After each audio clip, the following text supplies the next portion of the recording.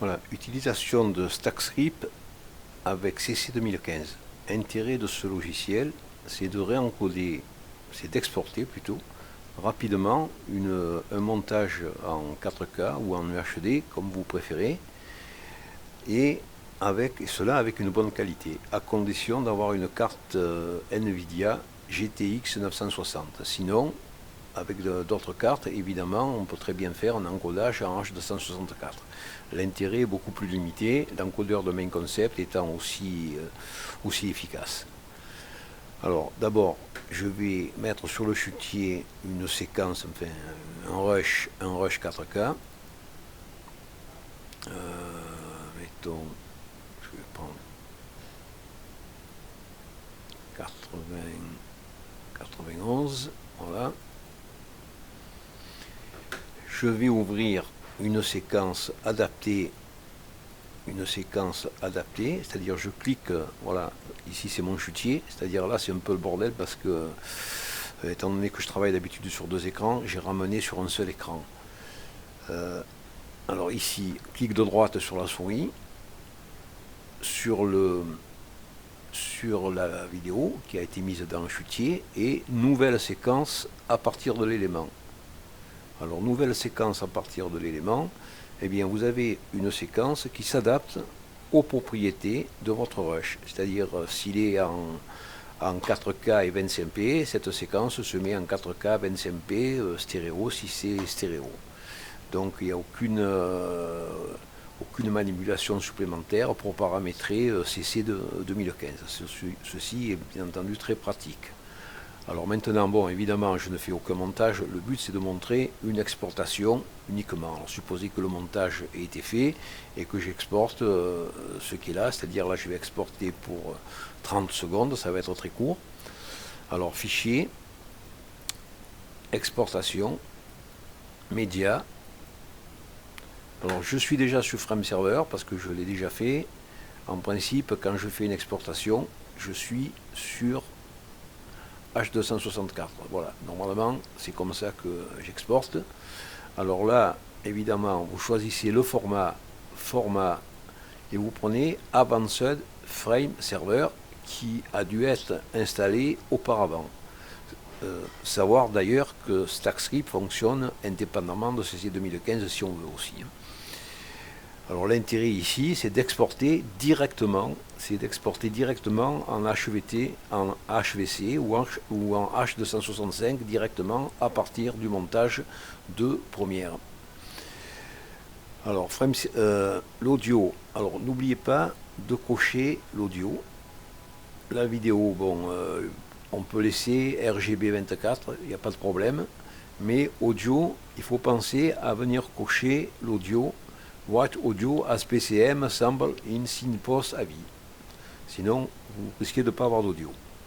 Ensuite, eh bien, le nom de la sortie, c'est évidemment par défaut, c'est le nom de la séquence, c'est-à-dire C0091.avi. Dans ce cas, bon, je vais le laisser où je vais mettre test, voilà, test. J'aurais pu le laisser tout aussi bien. Enregistré, alors je le mets en principe dans un dossier temporaire que j'appelle export temporaire, chose que je conseille fortement. Enregistré, voilà. Ensuite, je commence l'exportation. Il ne se passe rien, pas grand chose, ça s'arrête, ça se bloque bien entendu, et à ce moment-là, je peux lancer StackScript. Voilà, il est ici, StackScript, je le lance, je prends la source.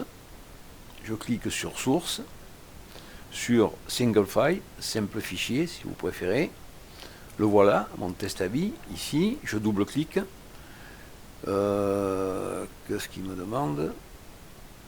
Ah, oui, je sais pas, d'accord. Oui. Bon, ça on s'en fout. Il vous mettra souvent cette erreur, mais ça n'a aucune importance. On dit OK, et là on dit OK aussi. Alors ensuite, on paramètre ici, je prends NVIDIA H265 car la carte NVIDIA GTX 960 encode directement en hard le H265 ou HVC. Donc je peux prendre ça. Ensuite, encodeur option. Encodeur option. Alors il faut cocher sur QCP, pas QCP, excusez-moi, CQP, ici, et marquer CBR ou VBR. En principe, je prends CBR, c'est plus simple. Et pour du 4K, 25000 est un bitrate amplement suffisant en H265. Donc, OK. Alors attention, il est préférable de le remarquer ici aussi, parce que des fois on se trouve avec n'importe quoi dans le vidéo bitrate ici. 25000 aussi, c'est bon. Il me donne la taille. Alors le conteneur sera un MKV, on peut mettre MP4 si on veut, mais là je vais laisser le conteneur en MKV. Et il n'y a plus qu'à faire l'étape suivante qui est marquée par le bouton Next. Voilà. Alors ici, on clique sur Start. Alors peu importe où se trouve la zone bleue, là, ça n'a aucune importance. Ce qui est important, c'est ce qui est cliqué. Voilà. Ensuite, on clique sur Start. Voilà, c'est parti. Vous allez voir, c'est assez rapide.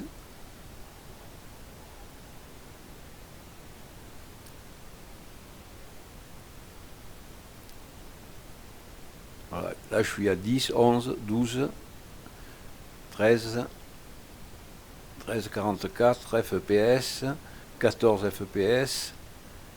Donc c'est une vitesse d'encodage très satisfaisante pour du H265 en 4K. Il me reste 21 secondes, 20 secondes. C'est relativement, il monte jusqu'à 17, même plus quelquefois. À condition évidemment d'avoir une carte qui gère le H265 en interne. Et jusqu'à ce jour, je crois que la GTX 960 est la seule. Voilà, c'est fini. Alors ici, on n'a plus qu'à quitter, c'est tout. On quitte sans problème. Voilà, et on va essayer de voir le résultat dans les fichiers temporaires. Là. Alors, fichier temporaire, où c'est ça? Fichier temporaire, i, export temporaire. Là, voilà, test MKV. Et voilà, voilà le résultat. Il n'est pas mauvais du tout. Ma neige est un peu rosée. Bon, il aurait fallu que je fasse quelques petites corrections, sans doute. Mais là, c'est pas le but de la manipulation. Donc j'arrête. Je pense que vous avez compris, c'est très simple.